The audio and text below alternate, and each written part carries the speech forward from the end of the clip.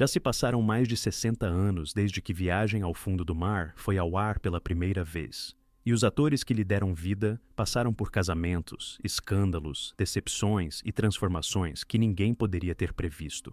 Você sabia que um dos atores principais da série perdeu a esposa? E que poucos meses depois da morte dela, ele também foi embora, sem nunca ter se recuperado do luto? Você sabia que outro ator literalmente abandonou as gravações para ir lutar no Vietnã?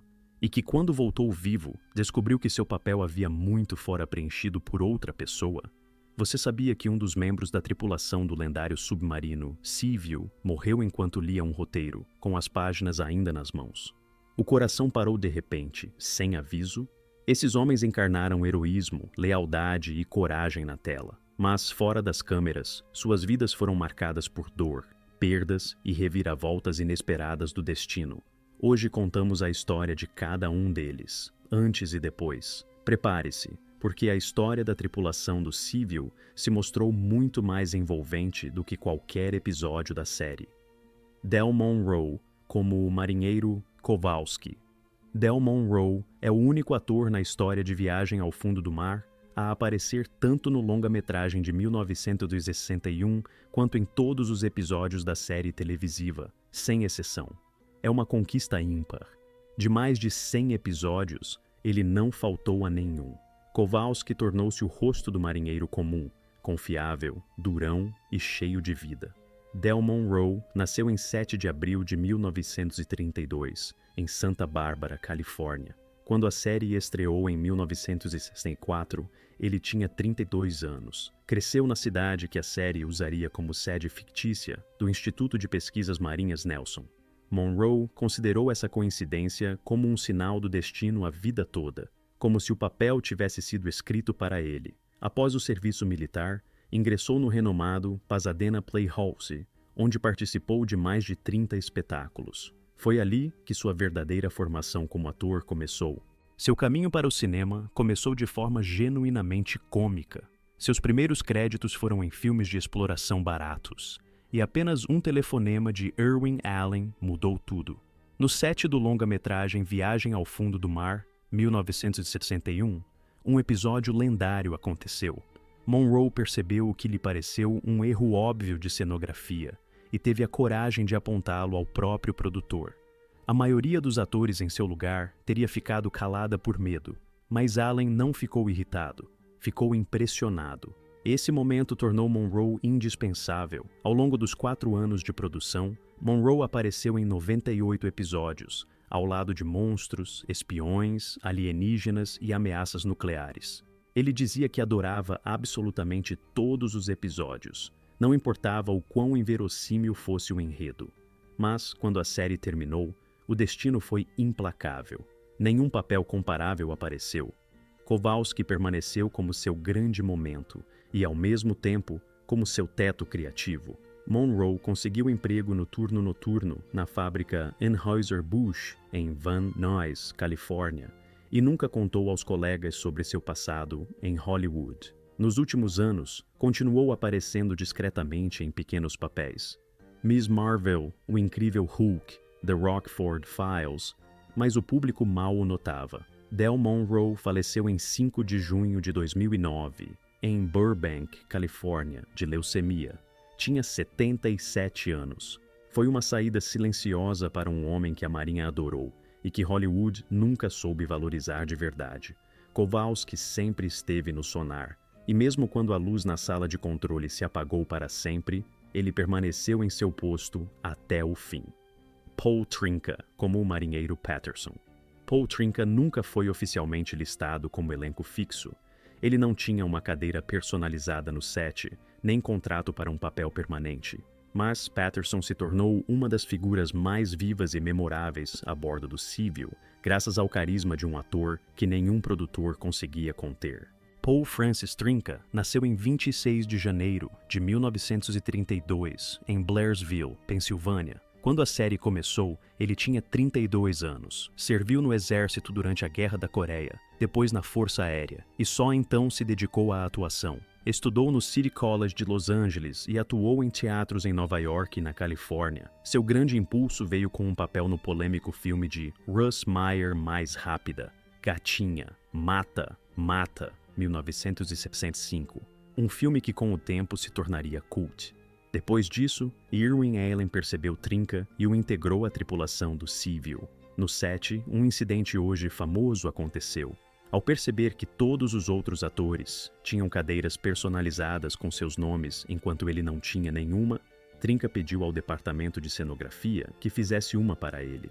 A notícia chegou a Irwin Allen, que deliberadamente cortou Patterson de vários episódios seguintes como represália. Patterson simplesmente desapareceu da tela sem explicação.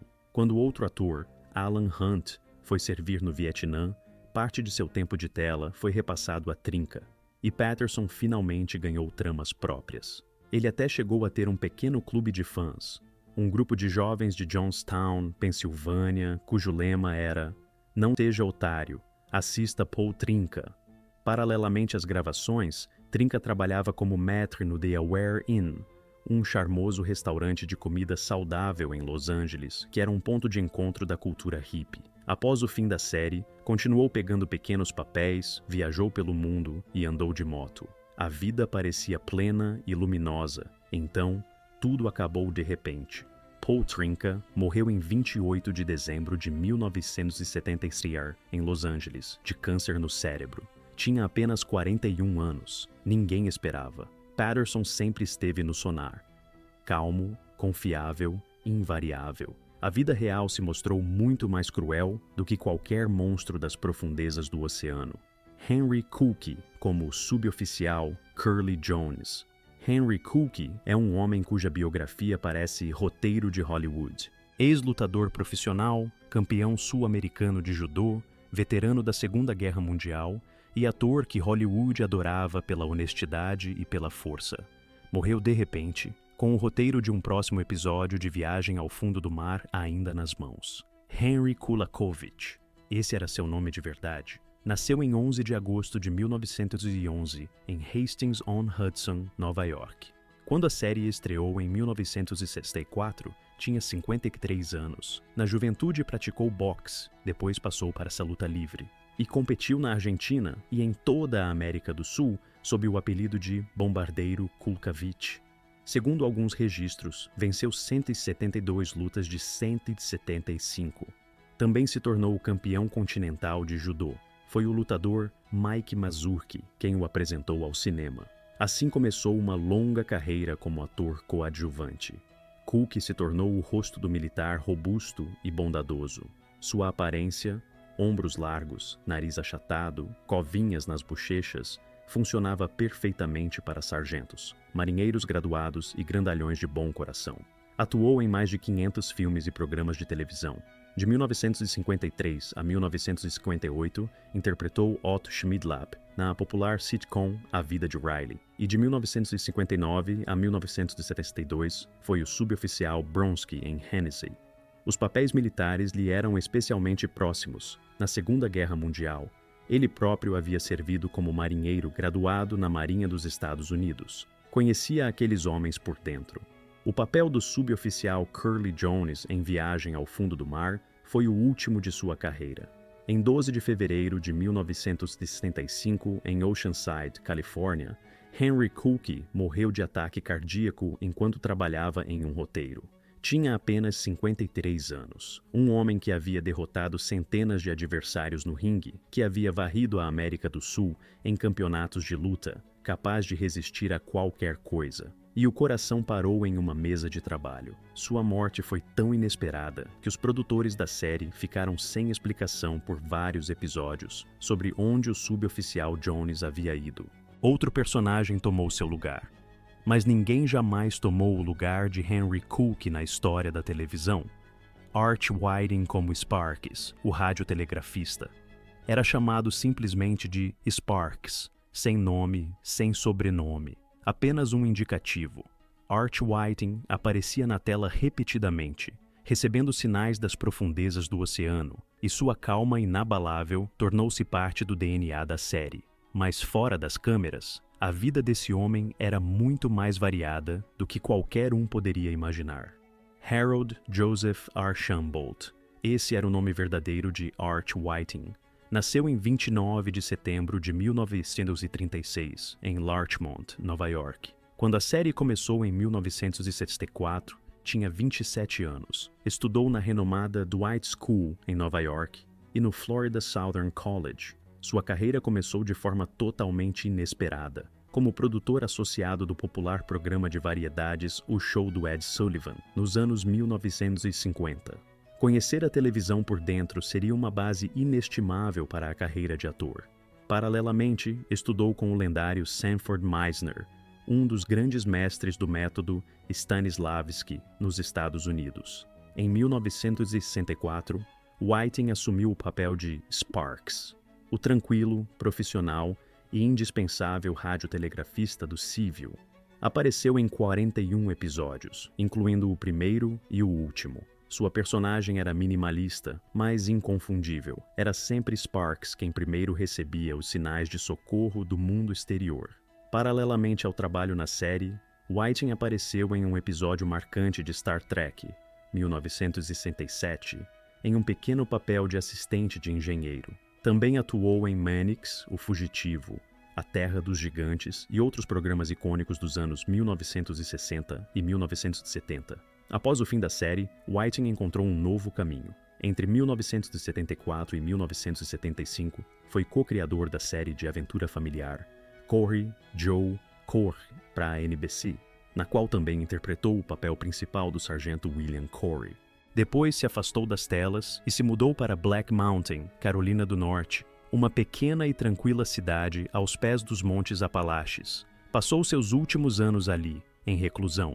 Art Whiting faleceu em 7 de maio de 2007, em Black Mountain. Tinha 70 anos, um homem que passou anos na sala de rádio de um submarino, recebendo sinais do mundo inteiro, escolheu o silêncio no final. Às vezes, a resposta mais eloquente é o silêncio.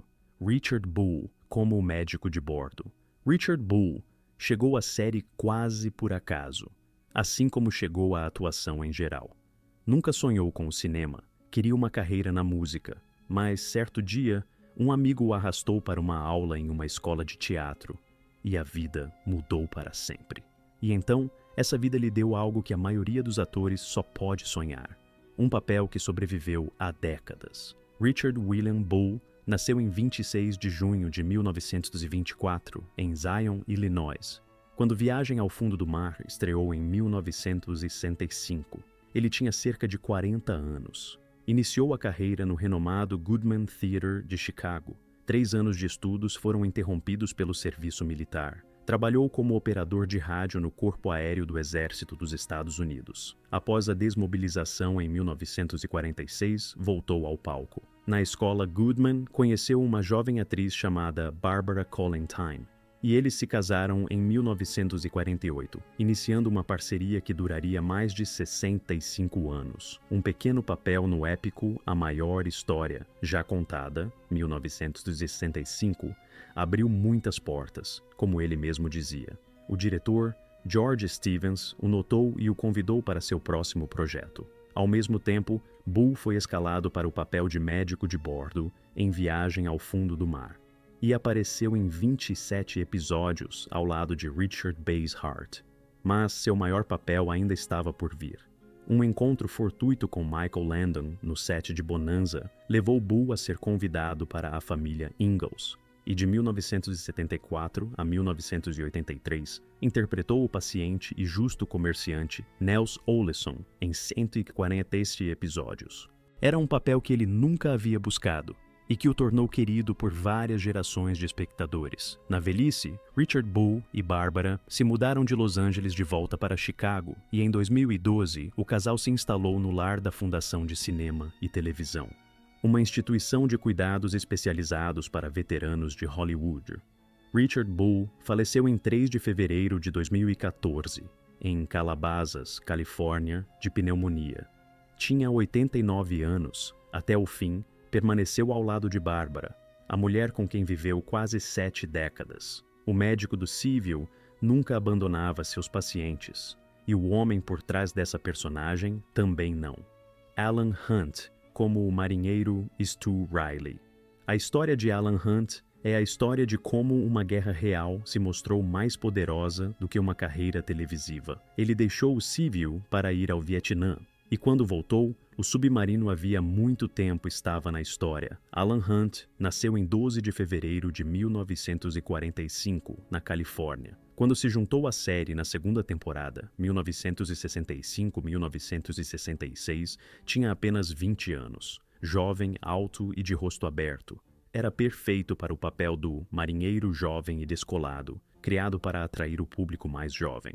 Hunt se formou no Pasadena Playhouse, na UCLA, no American Conservatory Theater e no Seattle Repertory Theater. Antes de Viagem, já havia aparecido com regularidade em O Show de Donna Reed, no papel do namorado da melhor amiga da protagonista, além de pequenos papéis em Gunsmoke e Perry Mason. Irwin Allen inicialmente relutou em escalá-lo. Hunt era mais alto que Richard Basehart, e o produtor não gostava que alguém eclipsasse seu ator principal no quadro. Mas o carisma do jovem ator falou mais alto. Stu Riley tornou-se uma presença marcante na segunda temporada. Então veio o Vietnã. Entendendo que o serviço militar era inevitável, Hunt se alistou voluntariamente no Corpo de Fuzileiros Navais dos Estados Unidos, sem esperar ser convocado. Irwin Allen prometeu pessoalmente guardar o papel de Stu Riley até seu retorno. Foi um verdadeiro acordo de cavalheiros. Hunt serviu. Participou da organização de shows do USO, programa de entretenimento para as tropas americanas, para os soldados, escreveu roteiros especiais e encenou espetáculos diretamente na zona de combate. Quando finalmente voltou, a série havia terminado. A promessa de Allen era impossível de cumprir. O trem tinha partido. Hunt continuou sua carreira no teatro e na televisão. Atuou em várias temporadas de Hospital Geral. Trabalhou como âncora de notícias em uma afiliada da CBS em Albuquerque e apareceu em programas posteriores. Navio do Amor, A Próxima Onda, Charmed. Por vários anos dirigiu um programa de artes visuais e cênicas na escola Oak Park, na Califórnia. Em 2026, Alan Hunt tem 81 anos, está vivo e bem, e permanece um dos poucos membros sobreviventes da equipe do Seaview. Stu Riley foi para a guerra e voltou. Isso talvez seja o heroísmo mais genuíno. Terry Becker como o suboficial Francis Sharkey. Terry Becker chegou à série para preencher o vazio deixado por uma morte. Essa é sempre uma situação particular. Ocupar o lugar de alguém que não está mais lá. Ele conseguiu. Mais do que isso, criou um personagem que se tornou uma das mais queridas a bordo do Seaview. Solomon Becker, seu nome verdadeiro, nasceu em 5 de agosto de 1921, em Nova York. Quando se juntou à série na segunda temporada, 1965, tinha 43 anos. Cresceu no Bronx e começou a trabalhar como ator de televisão nos anos 1950. Pequenos papéis em Gunsmoke, Bonanza, Perry Mason. Em Além da Imaginação, interpretou Jagger, um homem injustamente acusado de assassinato, em um episódio que os críticos consideram um dos mais perturbadores da história da série. Becker sabia transmitir o desespero de uma forma que só conseguem aqueles que já viveram algo verdadeiramente difícil. O suboficial Sharkey foi sua hora de glória como ator. O sotaque do Brooklyn, a franqueza, a severidade paternal com os jovens marinheiros, tudo isso Becker interpretou com uma autenticidade que nunca soou forçada. Apareceu em 71 episódios. Sua personagem foi trazida para substituir Curly Jones após a morte repentina de Henry Coke. Sharkey era áspero por fora e gentil por dentro. O marinheiro veterano, perfeito que o público quis imediatamente. Após o fim de Viagem, Becker migrou para o trabalho atrás das câmeras. E se mostrou igualmente talentoso como diretor. Recebeu o prêmio Emmy pela direção de um episódio de Room 222, na temporada 1969-1970. Em seguida, dirigiu séries lendárias, Missão, Impossível, Meiaes-H, A Família Brady, The Mod Squad, um verdadeiro panteão da televisão americana dos anos 1970. Em 1973, fundou uma produtora em parceria com o ator Carroll O'Connor. Terry Becker faleceu em 30 de dezembro de 2014 em Los Angeles. Tinha 93 anos. Viveu até uma idade avançada, deixando sua marca tanto na frente quanto atrás das câmeras. O suboficial Sharkey nunca desistia. Terry Becker também não. Robert Dowdle, como o tenente-comandante Chip Morton. Robert Dowdle apareceu em todos os episódios do Civil, exceto um, 109 de 110. É uma devoção absoluta ao papel. A ironia é que Chip Morton, o oficial executivo do submarino, quase nunca estava no centro da ação. Era tão confiável quanto uma bússola e tão invisível quanto a gravidade. E era exatamente aí que residia sua força. Robert Dowdle nasceu em 10 de março de 1932, em Park Ridge, Illinois, subúrbio de Chicago. Quando a série estreou, tinha 32 anos. Antes de se tornar ator, trabalhou como instalador de pinos em uma pista de boliche em Chicago, mensageiro da rede ABC, guia de caça no México e freador de trem. Essa não é a biografia de uma estrela de Hollywood. É a biografia de um americano genuíno de família trabalhadora. Depois veio o serviço no Corpo de Engenheiros do Exército e o treinamento de ator sob orientação de Win Handman, em Nova York. Seu primeiro papel relevante foi no Western Stony Burke, 1962-1963, com Jack Lord, no qual Dowdle interpretava seu leal companheiro. Em Viagem ao Fundo do Mar, tornou-se o braço direito do Capitão Crane, o homem que toma decisões táticas enquanto os outros entram em pânico. Morton era perfeitamente calibrado, nem um grama a mais.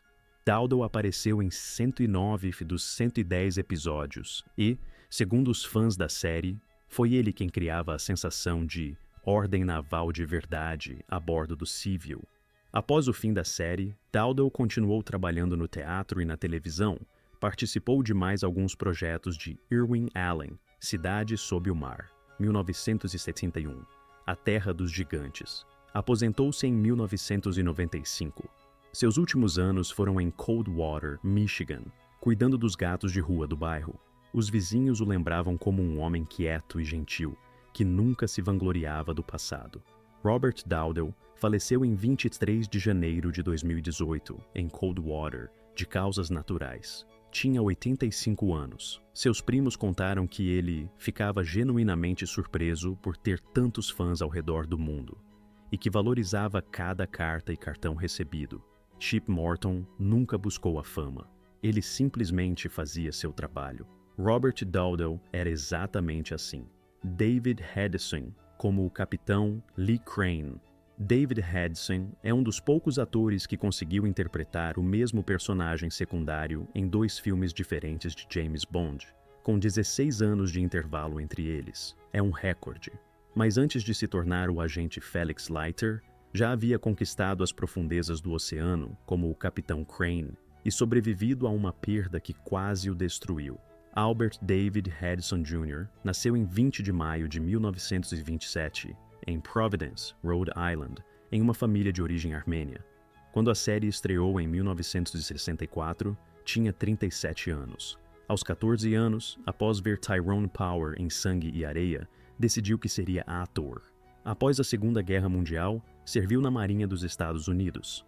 Depois do serviço, ingressou na Universidade Brown e, em seguida, em Nova York, no Neighborhood Playhouse para estudar com Sanford Meisner e no Actors Studio com Lee Strasberg.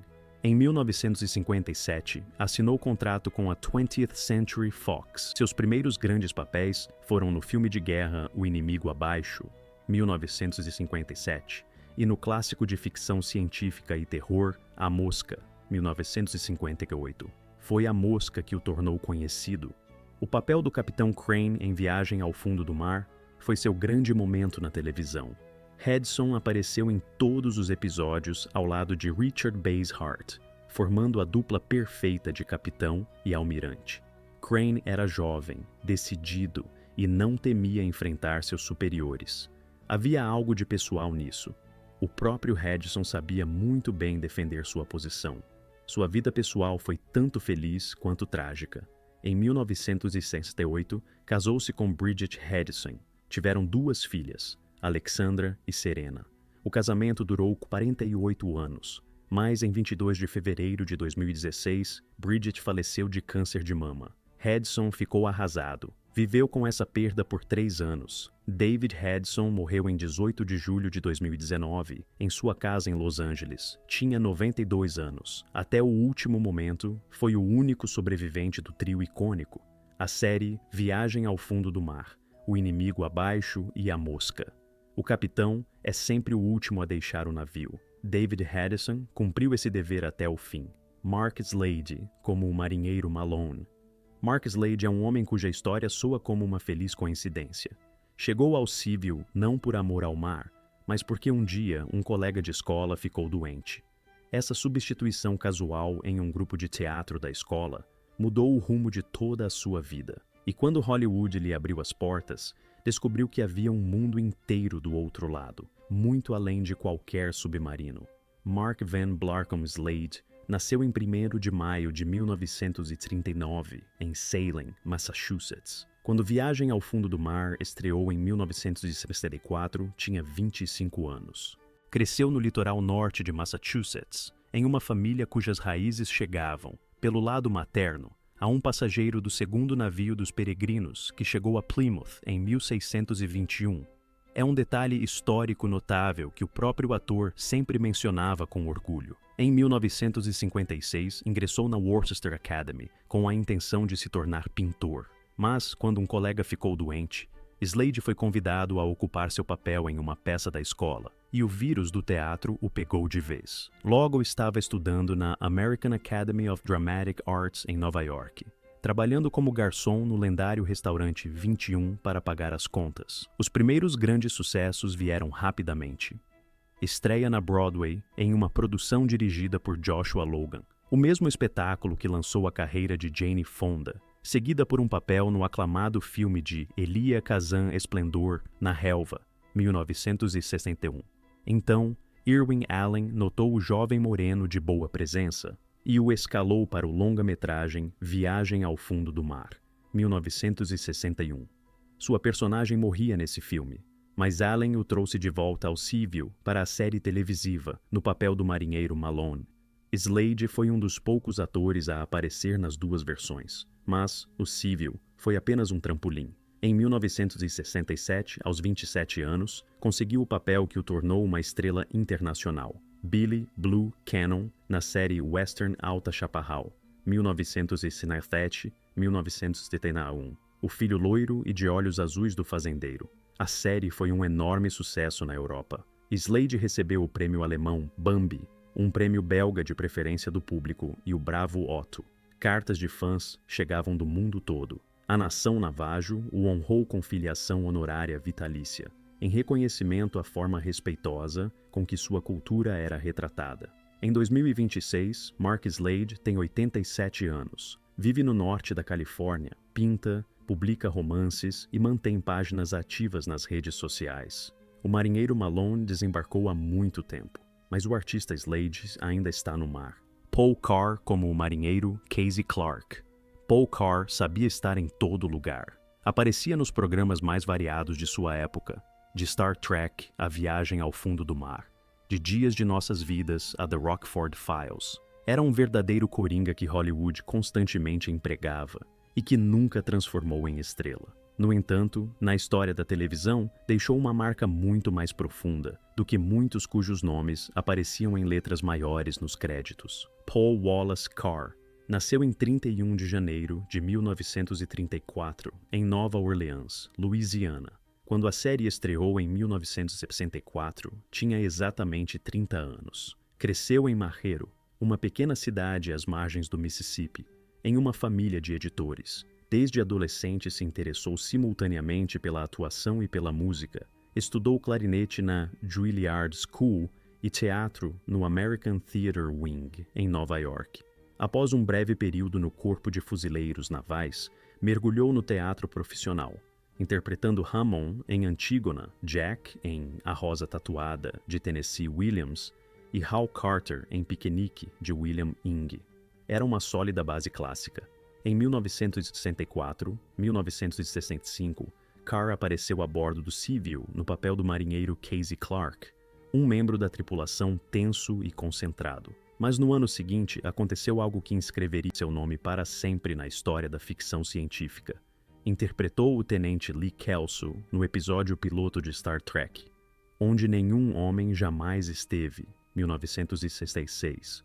Sua personagem foi estrangulada por telecinesia por um navegante em mutação, o que torna Paul Carr, tecnicamente, o primeiro uniforme vermelho a morrer na história de Star Trek.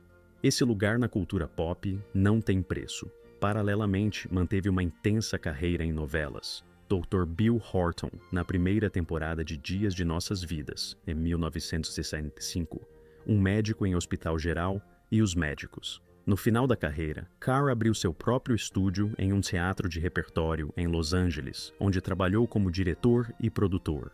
Nunca encontrou aquele papel estelar definitivo, mas interpretou centenas de papéis coadjuvantes que juntos somaram uma carreira distinta.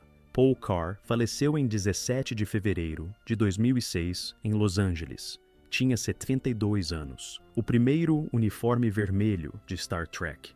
Um dos primeiros combatentes da tripulação do Civil, um ator de quem todos se lembram e que nunca recebeu o reconhecimento que merecia. Derek Lewis, como o Tenente O'Brien. A história de Derek Lewis começa com pura casualidade e se desenrola como uma lição sobre como uma única ligação sortuda de um agente pode mudar toda uma carreira. Ele acabou no Civil porque foi a uma gravação, e o departamento de figurino não encontrou um uniforme de marinheiro do seu tamanho, encontraram um de oficial, e assim, de um cara com duas falas, tornou-se tenente. Derek Lewis nasceu em 5 de junho de 1941. Quando a série estreou em 1964, tinha apenas 23 anos. Natural dos arredores de Filadélfia, subiu ao palco profissional aos 15 anos e estreou na televisão em 1960, em O Show de Loretta Young. No início da carreira, atuou no Teatro Clássico de Shakespeare, no Vale de San Fernando e no Sacramento Music Circus. Depois vieram papéis em Além da Imaginação, Rota 66, Meus Três Filhos, The Monkees. Lewis estava claramente em ascensão. Na gravação do piloto de viagem, ocorreu aquele incidente famoso. Seu agente o mandou para um único dia de gravação como marinheiro comum, mas o departamento de figurino não conseguiu um uniforme de recruta e o vestiu com um de oficial. Ele apareceu na tela como tenente. O papel de O'Brien já estava com outro ator, mas quando esse ator saiu após o piloto, Lewis cruzou casualmente com Irwin Allen, e o produtor, tendo-o visto pouco antes em outro programa, lhe ofereceu o papel permanente na hora. Lewis interpretou o Tenente O'Brien em 8 episódios da primeira e segunda temporadas, modesto em volume, mas bem sentido como presença.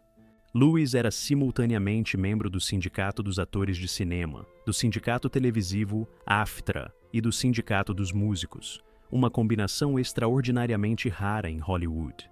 Após o Civil, Lewis desenvolveu sua carreira tanto na atuação quanto na música. É pianista e cantor profissional. Em 1987, trabalhou como âncora de notícias em uma afiliada da CBS em Albuquerque. Nos anos 2000, se instalou em Palm Springs, Califórnia, onde se tornou a alma da cena teatral local. Por mais de uma década atuou com um trio de jazz no restaurante Tropical, um elegante estabelecimento no coração do deserto. Em 2026, Derek Lewis tem 84 anos. Ainda se apresenta no palco e chama cada noite diante do público de O Trabalho dos Meus Sonhos. O Tenente O'Brien sempre manteve sua guarda. Derek Lewis a mantém até hoje. Richard Bays Hart como o almirante Harriman Nelson. Esse homem recitou poesia na cerimônia de encerramento dos Jogos Olímpicos. No dia seguinte, sofreu seu primeiro derrame. Richard Bays Hart viveu uma vida repleta de triunfos e perdas que o perseguiram desde os primeiros passos na profissão, e foi embora como havia vivido, no momento mais inesperado, com o trabalho por terminar. John Richard Bays Hart nasceu em 31 de agosto de 1914 em Zanesville, Ohio. Quando a série estreou em 1964, tinha exatamente 50 anos. Sua mãe morreu no parto, e ele passou a infância em orfanatos. O pai, editor de um jornal local, colocou o filho para trabalhar como repórter, mas um escândalo envolvendo uma de suas reportagens forçou Richard a deixar a redação e se voltar para a atuação. Estreou na Broadway em 1938. Em 1945, foi eleito o ator jovem mais promissor do ano pelo Círculo de Críticos Teatrais de Nova York. No cinema, tornou-se mestre de papéis com Dupla Face, Um Assassino no Noir, Ele Caminhava à Noite, 1948. O Acrobata, O Louco, na obra-prima de Fellini, A Estrada da Vida, 1954. Ismael na Moby Dick, de John Huston, 1956. Sua carreira abrangia tanto Hollywood quanto o cinema de autor europeu, algo raro para atores americanos da época. Em 1962, interpretou Hitler em um filme homônimo. Em 1964, tornou-se o almirante Nelson, mas a vida privada de Baz Hart era repleta de dor. Sua primeira esposa, Stephanie Klein, morreu em 1950 de tumor cerebral, em pleno meio das gravações do filme 14 Horas. Ele forçou a terminar as filmagens. Sua segunda esposa, a atriz italiana Valentina Cortese, o deixou em 1960, voltando para a Itália com o filho pequeno, Jackie. Durante meses, Basil Hart ligava para ela em Roma, e ela nunca atendia. O amigo íntimo Warren Stevens morava perto para que o ator não ficasse sozinho. Foi um naufrágio pessoal silencioso. Em 1962, casou-se pela terceira vez com Diana Lottery. Juntos fundaram a Organização de Proteção Animal, Atores e Outros pelos Animais. Permaneceu com Diana até a morte. Em 1984, Basil Hart recitou poesia na cerimônia de encerramento dos Jogos Olímpicos de Verão em Los Angeles. No dia seguinte, o primeiro derrame. Richard Bass Hart faleceu em 17 de setembro de 1984, em Los Angeles, após uma série de derrames. Tinha 70 anos. Suas cinzas foram espalhadas sobre o Oceano Pacífico, o mesmo oceano em cujas profundezas ele mergulhava toda semana como o almirante Nelson. Ele não apenas interpretou um almirante, ele era um. O submarino Civil existiu apenas na tela, mas os homens que o habitavam, esses eram reais, e suas vidas se mostraram muito mais complexas, muito mais dolorosas e muito mais belas do que qualquer trama de ficção científica que a série produziu. Henry Cookey morreu em sua mesa de trabalho. Paul Trinca, de câncer no cérebro aos 41 anos. Art Whiting escolheu as montanhas e o silêncio. Del Monroe trabalhou no turno noturno de uma cervejaria e nunca disse a ninguém quem havia sido. Robert Dowdell alimentava gatos de rua em uma pequena cidade de Michigan. Alan Hunt foi para a guerra em vez de gravar. Richard Bass Hart recitou poesia nas Olimpíadas. E no dia seguinte, um derrame o derrubou. David Hedison sobreviveu à esposa e carregou essa perda sozinho por mais 3 anos. Esta não é apenas a história de uma série de televisão. É uma história sobre como o tempo não poupa ninguém. Nem marinheiros, nem capitães, nem almirantes. E ainda assim, esses homens deixaram sua marca.